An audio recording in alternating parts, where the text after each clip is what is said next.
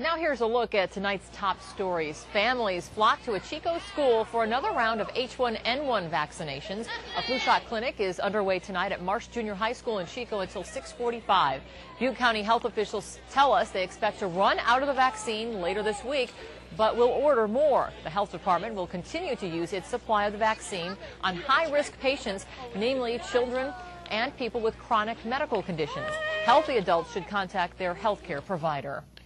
Red Bluff could ban medical marijuana dispensaries at tonight's City Council meeting. Council members are expected to vote on a zoning ordinance that prohibits dispensaries, collectives, co-ops, and cultivation of marijuana. Medical marijuana supporters argue the ban violates Proposition 215, but city officials say their zoning regulations override the state proposition. Tonight's meeting gets underway at 7 o'clock.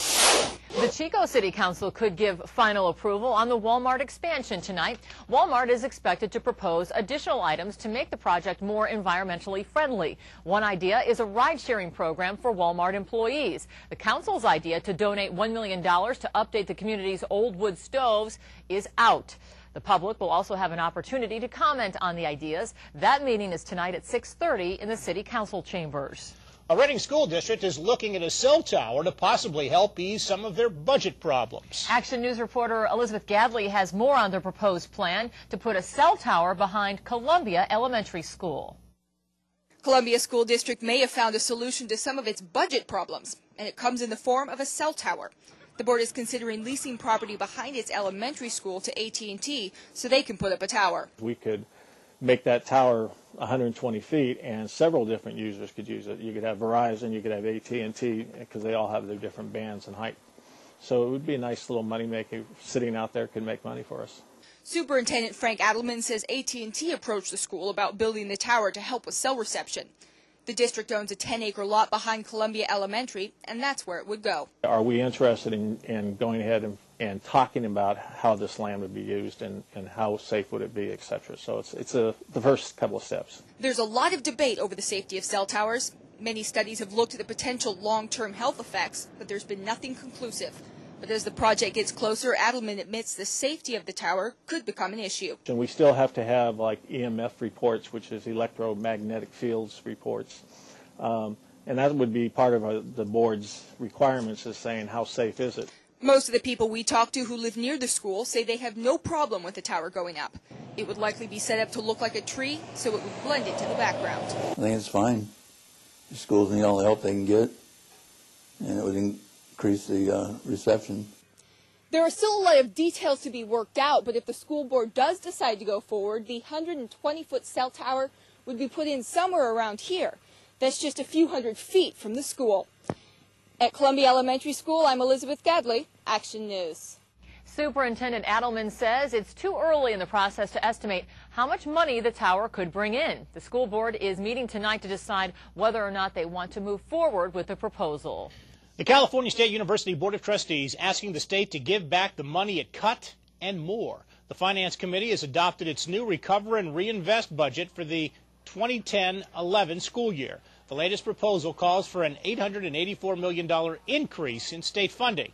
The Recover and Reinvest budget call is asking the state to restore $305 million in one-time cuts imposed this year, as well as nearly $300 million for cost increases and pay raises, and $111 million to help prevent a 10% fee increase.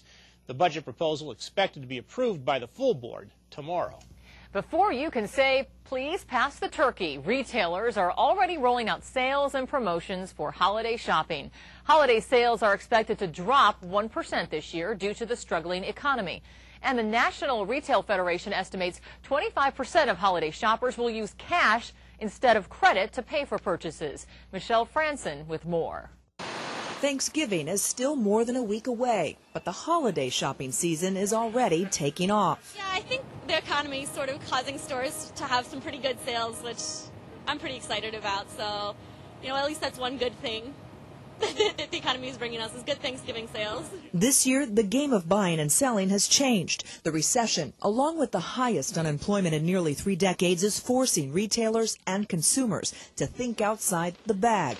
And this season, cash is king. What we are hearing from shoppers is that they are trying to use either debit cards or cold hard cash when they're shopping this holiday season so that they can stay within a budget and make sure that they don't get surprised by a credit card bill in January or February. More cash, but consumers are expected to spend 3.2% less than last year.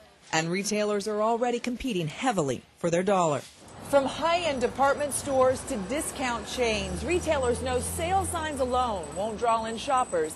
This year, value is also high on the list. What we don't realize is that the face of consumer spending has changed. Even high-end consumers that are making a lot of money, they want the deal. Sears has started a nationwide Black Friday Now campaign, a spin on the traditional day after Thanksgiving sales, with weekly Saturday discounts up until Christmas. They are lower than what we typically have because we are trying to give those specials like we give on Black Friday.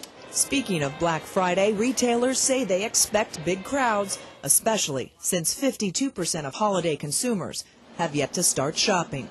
Michelle Franzen, NBC 24 Action News.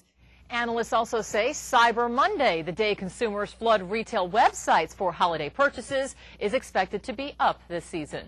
And speaking of Black Friday, big-ticket items, here's one that's sure to be on quite a few wish lists. Big TV manufacturers, including Sony, Samsung, and Panasonic, say they're about to revolutionize television this Christmas shopping season with Internet-connected TVs. The new generation of TV sets can easily integrate web content with traditional TV news and entertainment without connecting the TV to a set-top box. Costco wholesale stores don't go better with Coke anymore. Costco has dropped Coca-Cola products from its lineup because of a pricing dispute. They haven't commented, but Coke says Costco is an important customer, and Coke is committed to work in a spirit of fairness. Costco has about 560 warehouses in the United States and other countries.